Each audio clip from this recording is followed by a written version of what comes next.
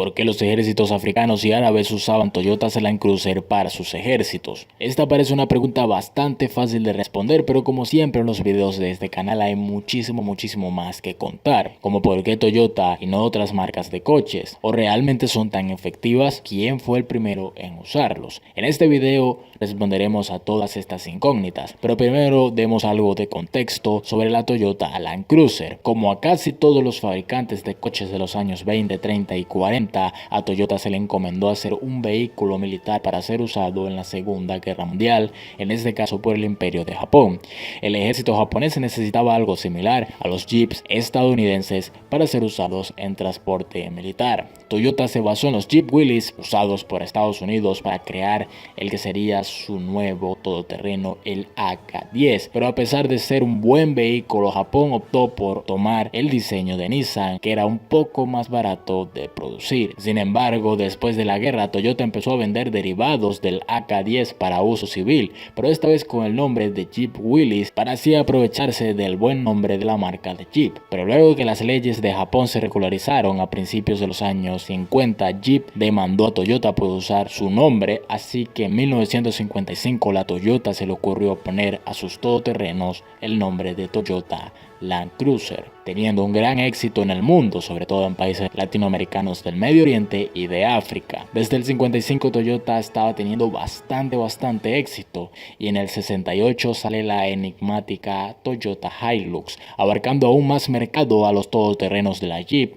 Ford y de Chevrolet. De pronto en los años 80 los Toyota Land Cruiser empezaron a ser comprados por fuerzas gubernamentales para usos humanitarios. La ONU empezó a usar Toyotas Land Cruiser para transporte de todo tipo de materiales y personal a través de las dunas y las densas selvas africanas. Los países de África compraban en grandes cantidades Toyotas Land Cruiser para ser usados como ambulancias, patrullas y para ser usados como transporte por guardabosques en contra de cazadores furtivos. En el continente africano, donde se necesitara transporte, estaba un Toyota Land Cruiser para hacer su trabajo, por lo que literalmente estaban en todos lados. Pero en la década de los años 80, de pronto el mundo empezó a ponerse bastante turbulento y empezó un periodo bastante bélico en el continente.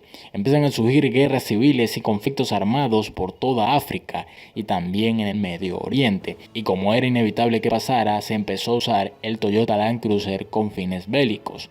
El primer conflicto en donde vimos a los Toyotas Land Cruiser armados fue en la batalla de Fada, en el conflicto entre Libia y Chad, curiosamente causado por Muammar Gaddafi. Pero antes de hablar de la batalla de Fada, demos un poco de contexto. En los años 70, Gaddafi asciende al poder tras un exitoso golpe de estado. Con grandes riquezas petrolíferas y poder absoluto, Gaddafi crea una fuerte nación con un fuerte ejército en Libia. Tener petróleo te hace el centro de atención. Los dos bloques de la Guerra Fría querían a toda costa el control de Libia. Entonces Estados Unidos envió grandes cantidades de fusiles y ametralladoras y la Unión Soviética les envió un montón de tanques T-55. Posteriormente Gaddafi se acercaría más a los soviéticos, cosa que enfureció por supuesto a los Estados Unidos de Norteamérica. Gaddafi sabía que una invasión a Libia era inevitable, por ende necesitaba armas nucleares para usarlas de manera disuasiva, y para esto por supuesto necesitaba uranio. Y para su suerte, al sur de su nación estaba Chad, una nación que en ese momento estaba en una guerra civil, y Gaddafi, para aprovechar el momento, ordena invadir un territorio al norte de Chad llamado la Franja de Ausou, un territorio inhóspito pero lleno de mineral de uranio. Los franceses suministrarían armas a los chadianos para que así hicieran resistencia al ejército libio, por lo que el conflicto se prolongaría por años sin que ninguna de las partes lograra grandes avances, hasta 1982, el año en que cambiaría el conflicto para siempre. En este año llegaría Hissine Habre al poder en Chad, obviamente un enemigo acérrimo de Gaddafi, y por ende era aliado de los Estados Unidos, y siempre cuando Estados Unidos te da la mano, por supuesto también te da armas. Este mismo año Estados Unidos y Francia enviaron toneladas de armamentos y suministros en apoyo a la causa chadiana, y en esta ayuda se encontraban 300 Toyotas Land Cruiser por parte de Francia para ser usados como vehículos de transporte. Las Toyotas estaban teniendo un gran desempeño como vehículos de transporte, pero un buen día los chadianos pensaron: ¿y si les ponemos armas? De pronto surgieron Toyotas Land Cruiser y Hilux con ametralladoras antiaéreas o con piezas de artillería, o también con ametralladoras pesadas, con tripulaciones especializadas para usar estas armas. La premisa era simple: las Toyotas eran débiles,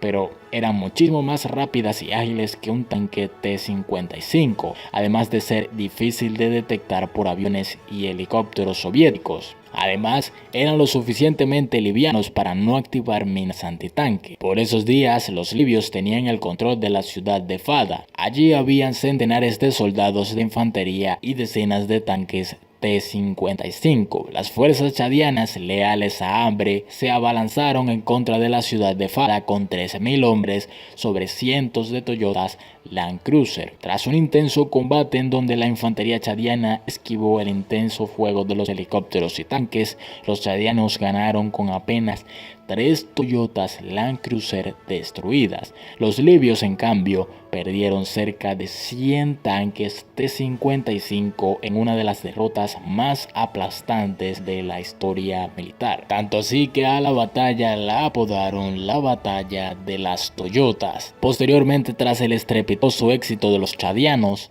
estos atacaron un aeródromo dentro del territorio libio tan rápido que los libios no les dio tiempo de ni siquiera encender los motores de sus MiG-23, perdiendo más de 30 MiG-23 y 70 tanques T-55 más en combate a manos de la artillería montadas en Toyotas Land Cruiser, por lo que Gaddafi, sin una fuerza aérea capaz ni blindados, se vio en la obligación de firmar un alto al fuego, poniéndole fin al conflicto chadiano. En 2011, Estados Unidos se las arreglaría para eliminar y derrocar a Gaddafi, y curiosamente su ataúd fue transportado en una Toyota Hilux, bastante irónico. Después de este conflicto, todas las naciones africanas con presupuesto deficiente seguirían el ejemplo de Chad, proliferándose el paradigma de las Toyotas Land Cruiser en decenas de fuerzas armadas y grupos armados irregulares en todo el continente africano y en el Medio Oriente, gracias a lo extremadamente efectivo y eficiente que es. Piénsenlo, un misil guiado aire-tierra cuesta aproximadamente $100.000, mientras que una Toyota Land Cruiser cuesta alrededor de $30.000. Aunque pierdas una Toyota a manos de un misil guiado,